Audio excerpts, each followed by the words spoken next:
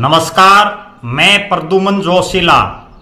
आज के इस वीडियो में बात करेंगे आने वाले लोकसभा चुनाव में भारतीय जनता पार्टी और देश के प्रधानमंत्री नरेंद्र मोदी को हराने के लिए,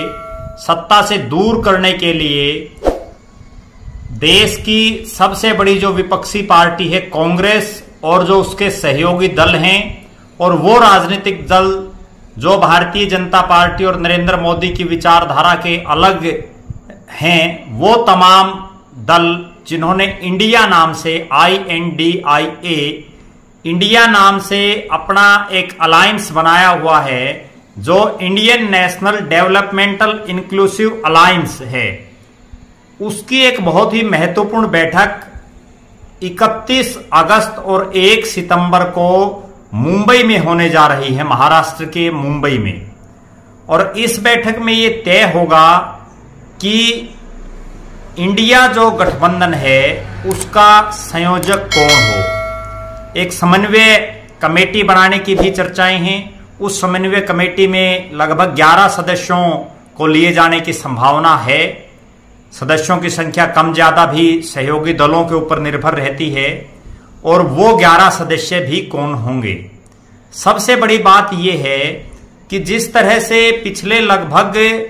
25 साल के आसपास से भारत देश में लगातार समझौतों की सरकारें चलती रही हैं, हालांकि नरेंद्र मोदी जी के नेतृत्व में भारतीय जनता पार्टी पिछली 2 बार लगातार पूर्ण बहुमत से सत्ता में रही, उसके बावजूद उन्होंने NDA के जो अपने सहयोगी दल हैं उनको सत्ता में रखा, क्योंकि इसी NDA के दम पर अटल बिहारी वाजपेयी देश के प्रधानमंत्री बने। काफी लंबा उनका कार्यकाल रहा। और उसके बाद UPA बना। UPA कांग्रेस के नेतृत्व में एक गठबंधन था, जिसकी जो चेयरपर्सन थी वो श्रीमती सोनिया गांधी थी। और उस UPA ने भी देश में 10 साल तक सत्ता चलाई। लेकिन सोनिया गांधी ने जब देश के प्रधानमंत्री बनने की बात आई तो सोनिया गांधी ने खुद की बजाय देश के पूर्व के वित्त मंत्री रहे और बड़े प्रख्यात जो अर्थशास्त्री थे दुनिया के, डॉक्टर मनमोहन सिंह, उनका नाम सुझाया। और डॉक्टर मनमोहन सिंह देश के लगभग 10 साल तक प्रधानमंत्री रहे। इसके बाद बेशक नरेंद्र मोदी की जो सत्ता आई वो बहुमत बीजेपी को मिला, नरेंद्र मोदी जी को बहुमत मिला, लेकिन उसके बावजूद उन्होंने NDA के अपने सहयोगियों को सरकार में भी और कुछ को सरकार से बाहर भी अपने साथ रखा। अब जो बड़ी बात है वो ये है कि पिछले लगभग 9.5 साल से जो सत्ता में नरेंद्र मोदी जी और भारतीय जनता पार्टी हैं, उनको सत्ता से दूर करने के लिए कांग्रेस पार्टी, अन्य जो तमाम दल हैं, बहुत से प्रमुख दल, उन सब के साथ मिलकर के जो इंडिया गठबंधन उन्होंने किया है, उस गठबंधन का संयोजक कौन हो। क्योंकि संयोजक की सबसे पावरफुल और सबसे बड़ा पद है, ये एक ऐसा पद है जो सहयोगी दल जितने भी होंगे,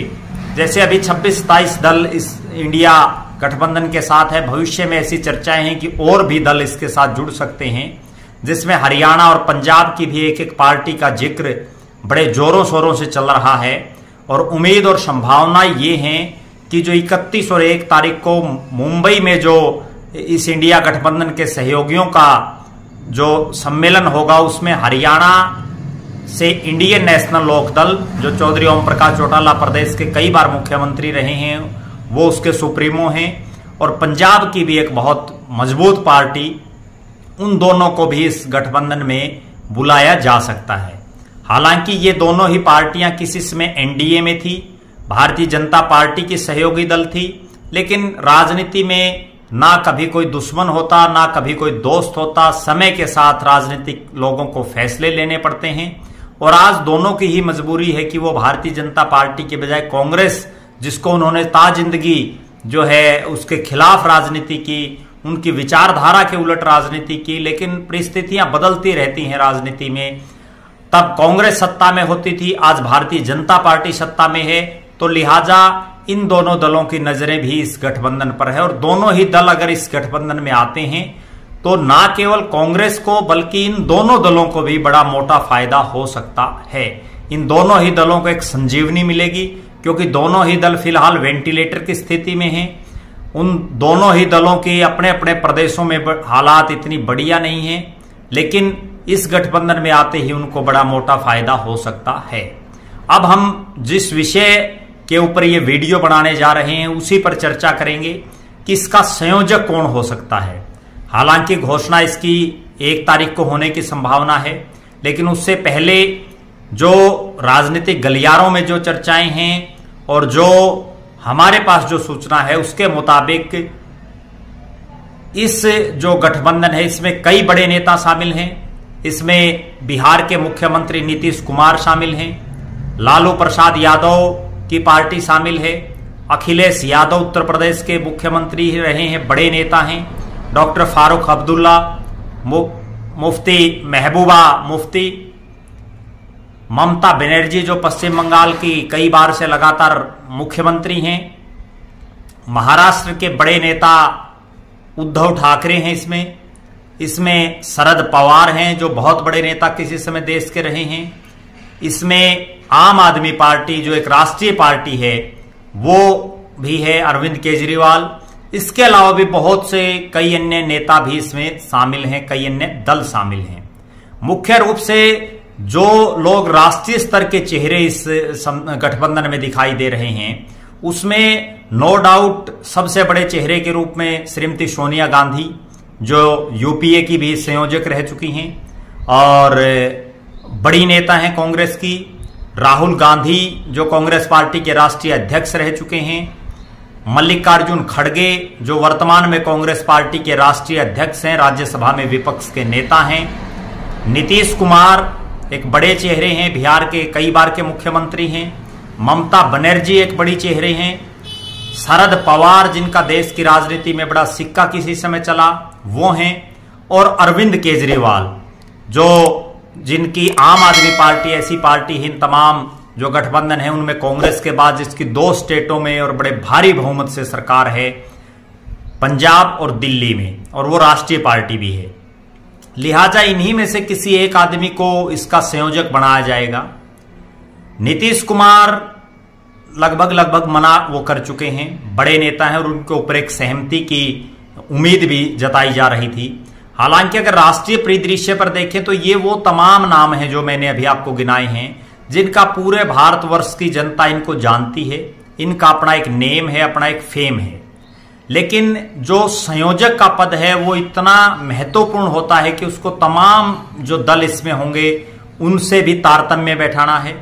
उसको भारतीय जनता पार्टी को रोकने के लिए एक जो रणनीति बनानी है उसका भी सबसे बड़ा चेहरा वो होगा, और जो संयोजक होगा वो देश में अगले प्रधानमंत्री के कैंडिडेट के तौर पर भी उसको लोग, बेशक इंडिया गठबंधन अपना नेता चाहे ना डिक्लेयर करे प्रधानमंत्री का, लेकिन जो इस गठबंधन का संयोजक होगा उसको देश की जनता अगले प्रधानमंत्री जो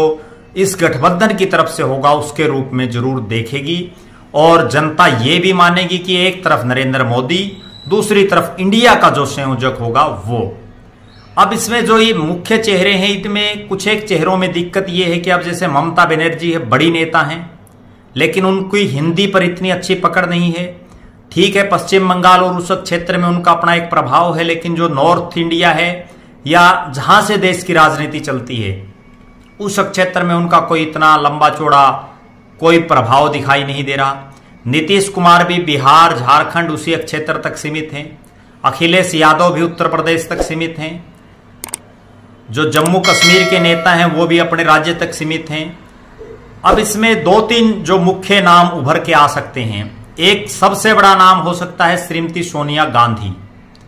श्रीमती सोनिया गांधी के ऊपर सबकी सहमति हो सकती है, लेकिन मेरा ऐसा मानना है कि श्रीमती सोनिया गांधी को जब कांग्रेस पार्टी के सांसद 2004 में देश का प्रधानमंत्री के रूप में उनको मनोनीत कर रहे थे, उनको प्रधानमंत्री बनाना चाह रहे थे, तो भी उन्होंने अपने सिर का ताज डॉक्टर मनमोहन सिंह को दे दिया। तो मुझे नहीं लगता कि श्रीमती सोनिया गांधी ये संयोजक का पद अपनाएंगी। हालांकि उनके ऊपर पूरा दबाव रहेगा, क्योंकि वो एक जब यूपीए बना तो उसको बड़ी भली भांति उन्होंने चलाया और 10 साल तक उन्होंने पत्ता तक भी नहीं हिलने दिया डॉक्टर मनमोहन सिंह और श्रीमती सोनिया गांधी के नेतृत्व में यूपीए ने बहुत बढ़िया जो है तारतम्य अपने सहयोगियों के साथ रखा। दूसरा जो बड़ा नाम है वो नाम हो सकता है नीतीश कुमार का, लेकिन नीतीश कुमार पे भी सहमति बन सकती थी, लेकिन नीतीश कुमार खुद मना कर रहे हैं, तो लिहाजा उनके नाम पर चर्चा करना बेमानी है। एक नाम यहां अरविंद केजरीवाल का भी उभर के सामने आ रहा है, लेकिन अरविंद केजरीवाल चूंकि बहुत से राजनीतिक नेता ये समझते हैं कि उनकी खुद की एक महत्वाकांक्षा है, वो अपनी देश पार्टी को राष्ट्रीय स्तर पर पूरे भारत में फैलाना चाहते हैं, लिहाजा उनके नाम पर भी सहमति बनती दिखाई नहीं दे रही। अब मेरा जो मानना है वो ये है कि एक नेता ऐसे हैं जिनके ऊपर सबकी सहमति बन सकती है, जिसकी अनाउंसमेंट 1 तारीख को हो सकती है, 1 सितंबर को, और वो नेता हैं कांग्रेस पार्टी के राष्ट्रीय अध्यक्ष, राज्यसभा में विपक्ष के नेता, डॉक्टर मनमोहन सिंह की सरकार में रेल मंत्री रहे, कई अन्य विभागों के मंत्री रहे, कई बार के सांसद, कई बार के विधायक, मंत्री, और जिनका अपना एक बहुत लंबा राजनीतिक अनुभव है। और ये जितने तमाम नेता हैं इनमें वो बड़े अनुभवी नेताओं में शामिल हैं, वो हैं मल्लिकार्जुन खड़गे। मल्लिकार्जुन खड़गे के ऊपर सबकी सहमति हो सकती है, क्योंकि वर्तमान में जो इंडिया गठबंधन है, Indian national developmental inclusive alliance, इसके जितने घटक दल हैं उसमें सबसे बड़ा घटक दल कांग्रेस पार्टी है, और कांग्रेस पार्टी के वो राष्ट्रीय अध्यक्ष हैं। मल्लिकार्जुन खड़गे के रूप में एक दलित चेहरे को कांग्रेस आगे ला सकती है, और अन्य सहयोगी दल भी ला सकते हैं। जिस तरह से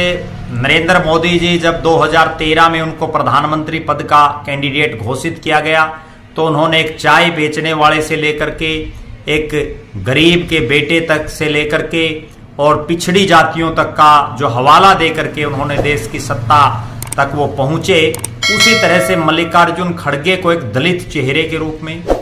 एक ईमानदार चेहरे के रूप में, एक अनुभवी चेहरे के रूप में, एक बेदाग छवि के चेहरे के रूप में कांग्रेस और इंडिया गठबंधन के सहयोगी आगे कर सकते हैं। लिहाजा वो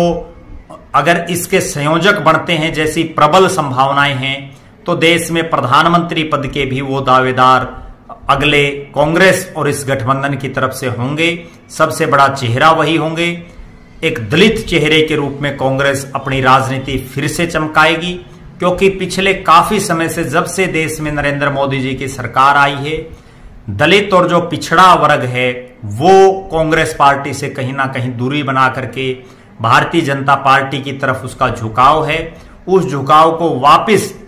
कांग्रेस की तरफ करने के लिए और लोगों में की मैसेज देने के लिए कि गांधी नेहरू परिवार को देश की सबसे बड़ी सत्ता नहीं चाहिए, एक बड़ा मैसेज इस तरह से 2004 में श्रीमती सोनिया गांधी ने दिया, अब फिर से श्रीमती सोनिया गांधी और राहुल गांधी दे सकते हैं। इससे पहले भी राहुल गांधी ने